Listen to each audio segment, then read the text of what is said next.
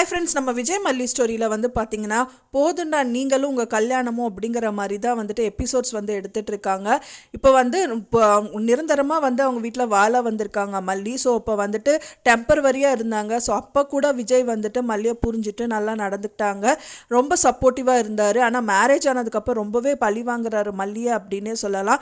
So அவங்களே வந்து முயற்சி பண்ணி ஒரு வேலைக்கு போகலான்னு நினச்சா கூட அதுலேயும் வந்து தடங்கள் வந்து வர மாதிரி நிறைய விஷயங்கள் நடக்கதா செய்து. அதுக்கு மெயின் காரணமே ராஜி தான். ஸோ இந்த மாதிரி தான் வந்து எபிசோட்ஸ் வந்து காமிச்சிட்டு இருக்காங்க. வந்து ஏற்கனவே விஜய் கிட்ட சொல்ல வந்த ஒரு விஷயம் வந்து கண்டிப்பாக அவங்க வேலை விஷயமா தான் இருக்கணும். ஸோ அதையும் வந்து ராஜி சொல்ல விடாமல் தடுத்துடுறாங்க.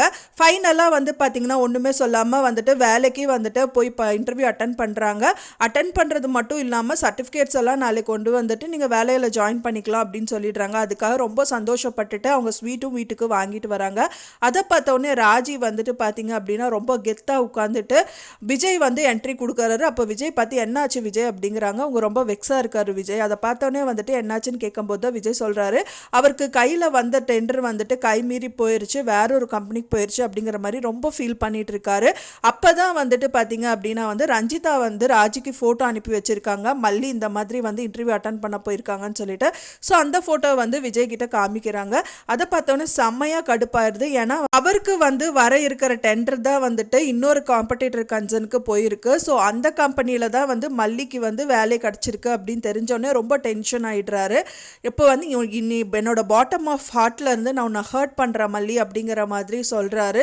ஏன்னா வந்து அந்தளவுக்கு வெறுத்துடுறாரு. எனக்கு வந்து பிடிக்காது, எனக்கு கைமீறி போயிடுச்சு அப்படிங்கிறது வந்து எவ்வளோ ஒரு சோகமான விஷயம்.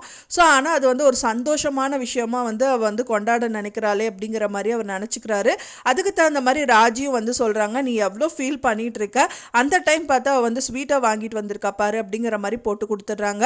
ரொம்பவே கடுப்பாகி போயிடுறாரு அப்படின்னே சொல்லலாம். ஸோ இந்த மாதிரி நிறைய விஷயங்கள் வந்து நடக்கதான் செய்யுது. சரி போங்கடா நீங்களும் ஆச்சு, உங்கள் கல்யாணம் ஆச்சு, நானே வந்து வாழ்ந்துக்கிறேன் அப்படிங்கிற மாதிரி நினச்சா கூட அதுக்கும் முட்டுக்கட்டை போடுற மாதிரி நிறைய விஷயங்கள் நடக்கதான் செய்யுது.